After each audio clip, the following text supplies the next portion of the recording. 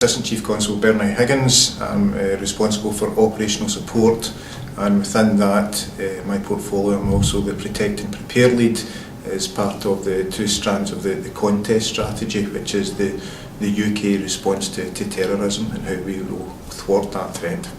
Okay, and in the Your View Counts survey, national security has been identified as a priority for the public.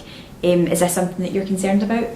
No, it's hardly surprising given recent international events and not just over in Europe. We've had horrific attacks in Nice and Paris and other parts of the continent, so it's very much in the public's front mind. So I do understand why the public might be concerned, but what I really want to see here and reassure is that whilst the UK is operating at a severe threat level, which means an attack is highly likely, we need to emphasise that there is no specific intelligence that Scotland in particular is at threat, but that doesn't mean to say there's any room for complacency, and we as Police Scotland take that threat level very seriously, and we are planning to make sure that Scotland's as safe as it possibly can be.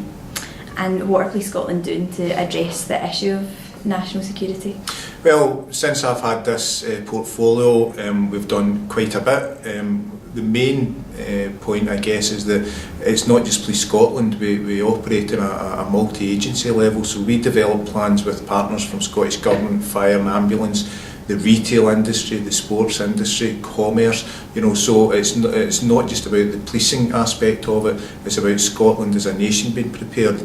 And for the last couple of years we've been doing exactly that. We've been training people right across the country in different skills and different abilities. We've been training the retail sector about how you might want to protect your staff, how you might want to protect your customers should there be a terrorist incident in your premises, and that's been really well received.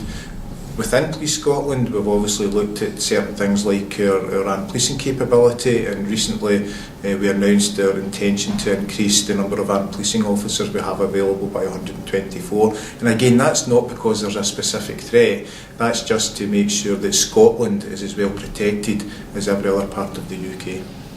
Thank you. And just finally, can people still input into the survey, and how do they do that? Absolutely. I mean, the survey is open until March next year.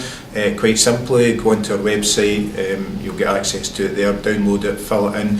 Really important that you do that, because your view really does count and it helps us shape our policing plans for the future.